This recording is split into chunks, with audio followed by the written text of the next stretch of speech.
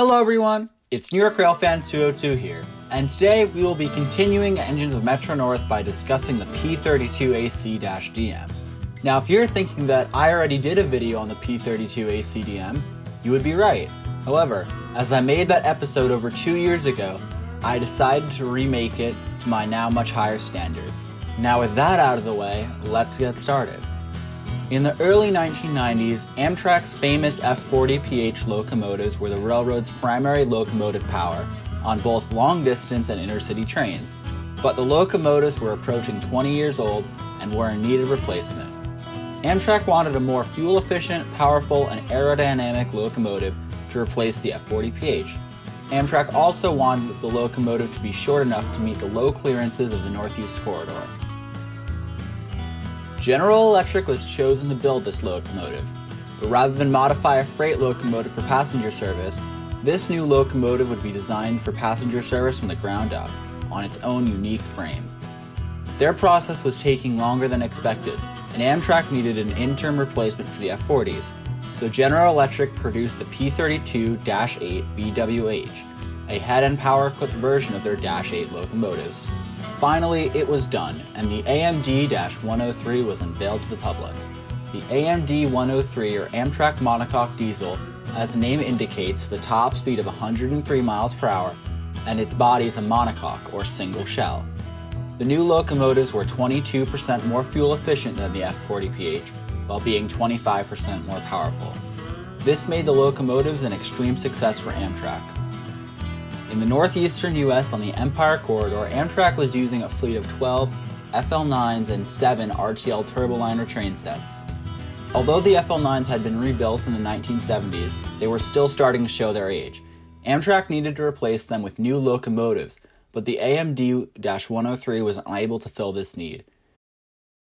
This is because in Penn Station, diesel equipment is restricted from operating in confined spaces of the underground station. As a result, a dual-mode locomotive was needed that could operate off of both third rail and its own prime mover.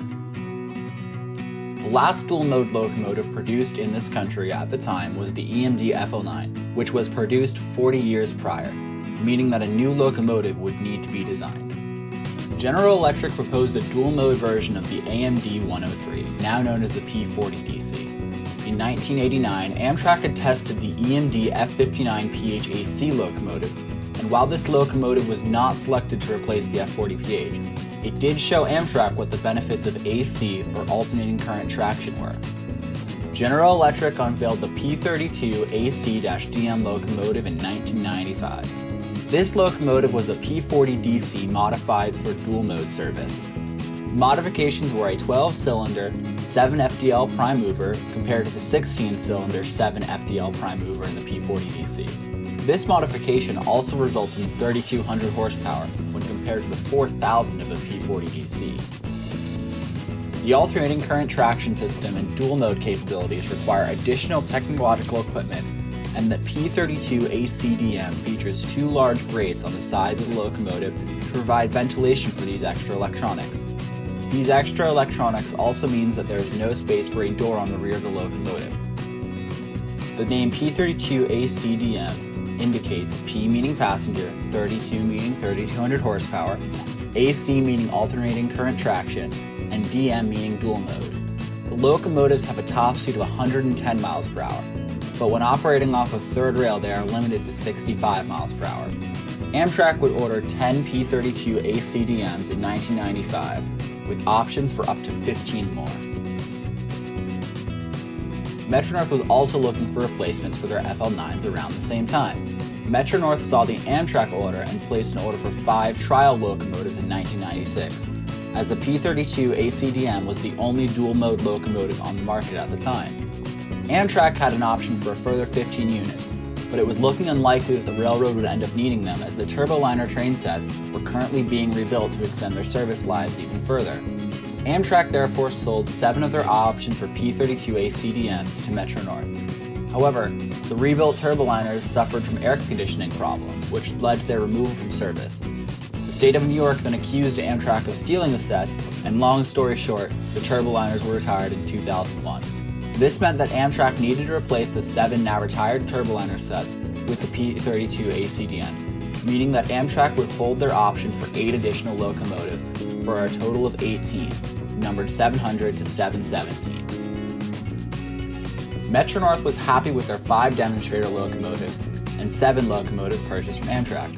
Therefore, the railroad decided to completely replace the FL9 on trains out of Grand Central Terminal with the P32AC-DM. So the railroad ordered a further 14 locomotives for a total of 26, numbered 201 to 227. The Connecticut Department of Transportation also ordered 4 locomotives, numbered 228 to 231, to be operated by Metro-North, meaning that Metro-North operates a total of 30 P32AC-DM locomotives.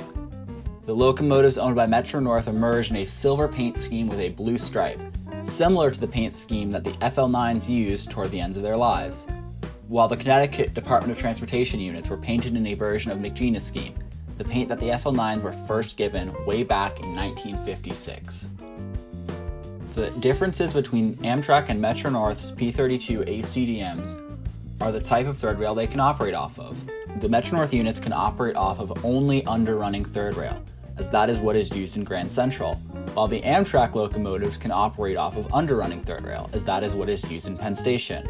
The Metro-North locomotives also feature an escape hatch in the nose of the locomotive, as the tight clearances in the Park Avenue Tunnel, the tunnel to Grand Central, means that in the event of an emergency, there would be no way to evacuate the crew of the locomotive via the side doors of the locomotive. Penn Station does not have this problem, and therefore Amtrak units do not feature them. Amtrak uses the P32AC-DMs on all Empire Service and Ethan Allen Express trains out of New York City. The P32AC-DMs are also responsible for the New York to Albany section of the Lakeshore Limited, Adirondack, and Maple Leaf. On Metro-North, the P32AC-DMs are used on all diesel through trains from Grand Central Terminal to the unelectrified sections of the Harlem and Hudson lines, as well as the Danbury branch. The locomotives can sometimes be seen in shuttle service. However, the locomotives rarely operate it, as they are seen as overpowered for that service. Going into the 2010s, the P32AC-DMs were going strong, but were in need of a midlife overhaul. While nothing mechanically was changed on the locomotives, this thorough rebuild improved their reliability and extended their service lives. The Metro-North locomotives were sent out from 2012 to 2015, and you could tell which locomotives had been rebuilt as they were repainted. The Metro-North owned locomotives were painted into a paint scheme similar to what the BL-20GH had, while the Connecticut Department of Transportation locomotives had their McGina schemes repainted. Metro-North locomotive 225 was rebuilt twice, as it was involved in the 2013 Sputum Devil derailment after its first rebuild. However, it was rebuilt again and returned to service. The Amtrak rebuilds also featured repainting. The Amtrak locomotives rebuild included painting into a special Phase 3 paint scheme, which features the New York State seal.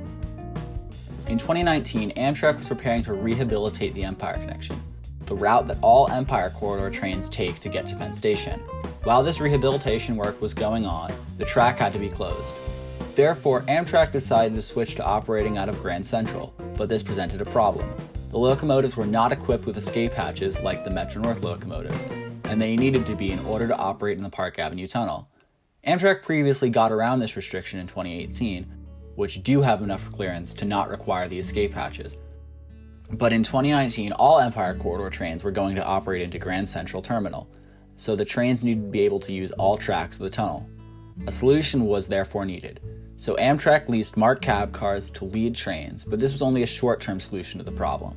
Amtrak decided to cut hatches into several of their P32AC-DM locomotives, and while not all of them are equipped with the hatches, they are all planned to be, even though Amtrak has no future plans to operate into Grand Central.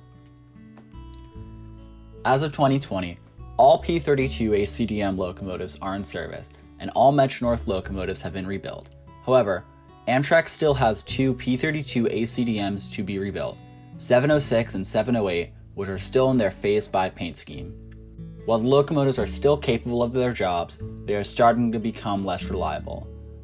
Additionally, Metro-North and Amtrak are looking for an even more fuel-efficient and powerful locomotive to replace them, with this locomotive possibly being a dual-mode version of the Siemens Charger, although this is not likely to happen anytime soon.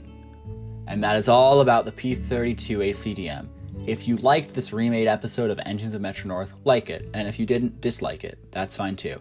But if you loved it, please subscribe for more like this, and I hope to see you in the next video. Goodbye.